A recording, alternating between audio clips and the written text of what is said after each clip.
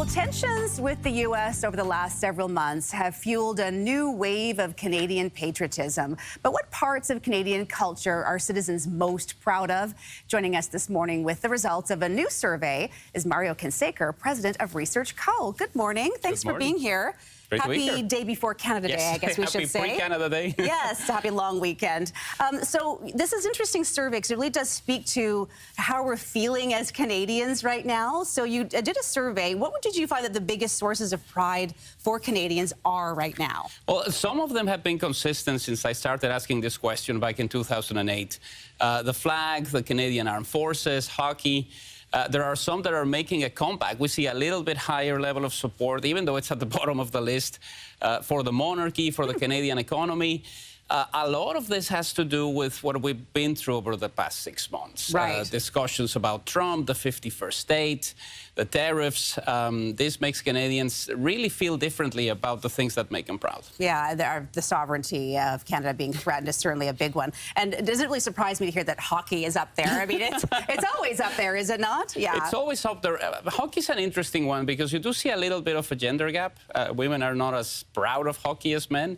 But the numbers don't change that much by generation. I thought it was related maybe to the Oilers finally making it to the Stanley Cup and winning it. But the numbers are fairly stable across the country. It's not something where Alberta is more proud. Right. Well, maybe the gender gap will shift a little bit with the PWHL coming on board here. Okay. So what has made the biggest gains this past year when it comes to the source of Canadian pride? The biggest one is Parliament. Last year, we were at 38%, which is very low. People were very down on themselves, very unhappy. We just participated in an election, so that makes people more likely to say, I'm proud of my representatives. It's at 48%. It's lower than 50, so it's not as high as it used to be at some point. But it really speaks about the way in which Canadians feel about the state of democracy, which is another one of the issues that we track that is higher this year than last. So knowing how the country operates, even the monarchy got a little bit of a bump because of this. You essentially compare yourself to what is happening to the United States, and you go, maybe there are certain aspects of life here that we take for granted. Was this survey done after King Charles came here to open Parliament? Yes. Yeah. Yes, we were in field after that. There's been a little bit of a shift. I think there's a couple of groups that don't really care about the monarchy. One is Quebec. The numbers are very low. But also Canadians aged 35 to 54. You see a little bit of a shift with younger and older Canadians.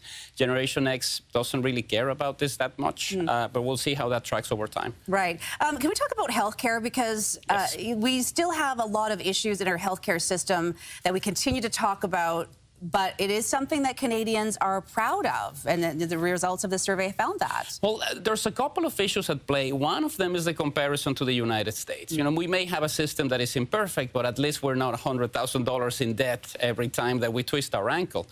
What's really striking is the regional differences, because if we go back 10 years, the numbers were usually lower in Quebec and in Alberta, and now it's lowest in BC and in Quebec. So BC went from a situation where we had the highest level of pride in the healthcare system just a few years ago to the lowest in the entire country. So something to watch out for. Yeah, things to work on there. Okay, so are Canadians still proud of our multiculturalism? Where does that stand in That Canada? one, it's an interesting dilemma, because 3 years ago, it was one of the highest. It was almost as high as the flag, almost as high as hockey, and it's dropped 9 points over the past couple of years.